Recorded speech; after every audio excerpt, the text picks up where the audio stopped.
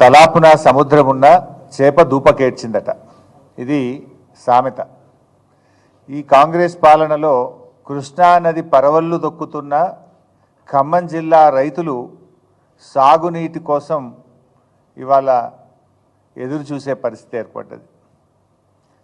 సాగునీరు లేక ఖమ్మం జిల్లాలో పంట పొలాలు ఎండిపోతున్నటువంటి పరిస్థితి. ఈసారి ఎన్నడూ లేనంతగా కృష్ణా నదిలో బ్రహ్మాండంగా వరద వచ్చింది, నీళ్ళు వచ్చినాయి. దాదాపు 1000 టీఎంసీల నీళ్లు సముద్రం పాలైనాయి. నాగార్జున సాగర్ నిండు కుండలాగా ఉన్నది. ఇన్ని నీళ్లున్న ఖమ్మం జిల్లాలో పంటలు ఎండిపోతున్నాయంటే దీనికి కారణం ఎవరు? 3 మంత్రుల మధ్య సమన్వయ లోపం, నీటిపారుదల మంత్రి యొక్క నిర్లక్ష్యం, ముఖ్యమంత్రి గారు పట్టింపు లేకపోవడం వల్ల ఇవాళ ఖమ్మం జిల్లాలో పంటలు ఎండిపోతున్న పరిస్థితి. 22 రోజులైంది కాలువకు గండిపడి. సెప్టెంబర్ 1వ తేదీన గండిపడ్డది, ఇవాళ 23వ తేదీ. సరే, ఆ 1వ తేదీ వదిలిపెట్టిన ఇవాళకి 22 రోజులు.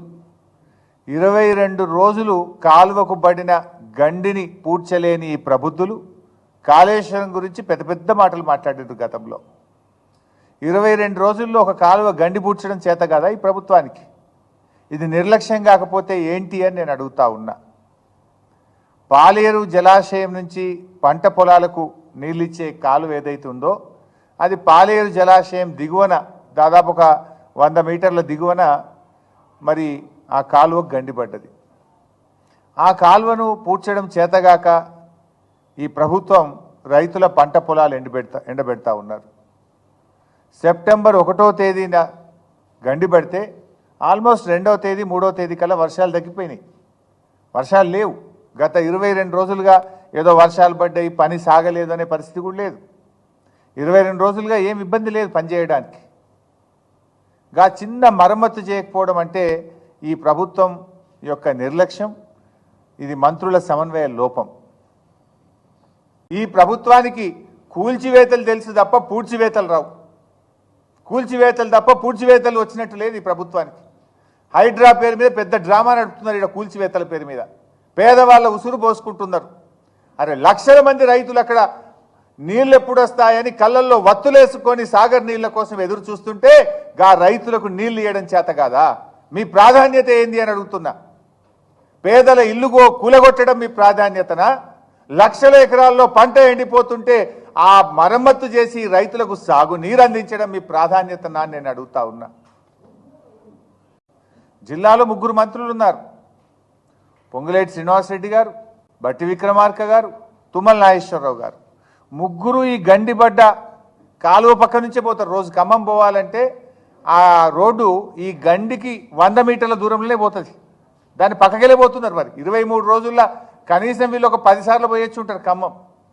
ఆగి ఆ గండి ఎందుకు పూడుస్తలేరు, ఎప్పుడు పూడుస్తారని ఒక రివ్యూ చేసేంత తీరిక కానీ కన్సర్న్ కానీ మీకు లేదా అని అడుగుతా ఉన్న ఖమ్మం జిల్లా మంత్రులకు. ఇక మాట్లాడమంటే దునియా మాట్లాడుతుంది ఈ ముఖ్యమంత్రి గారు, మంత్రులు.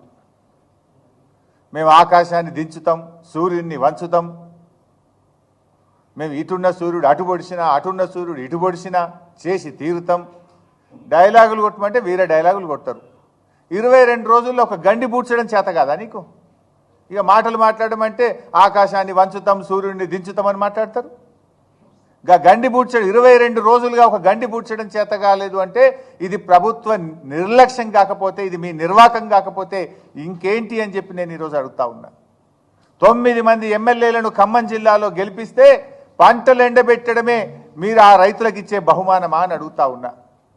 9 మంది ఎమ్మెల్యేలను గెలిపిస్తే హెలికాప్టర్ కూడా పంపకుండా 9 మంది ప్రాణాలను బలిగొట్టినటువంటి పరిస్థితి మీది. 3 మంత్రులు ఉన్న జిల్లాలో 3 లక్షల ఎకరాల పంటను ఎండబెడుతున్నటువంటి పరిస్థితి. ఇదా కాంగ్రెస్ పార్టీ చేసినటువంటిది?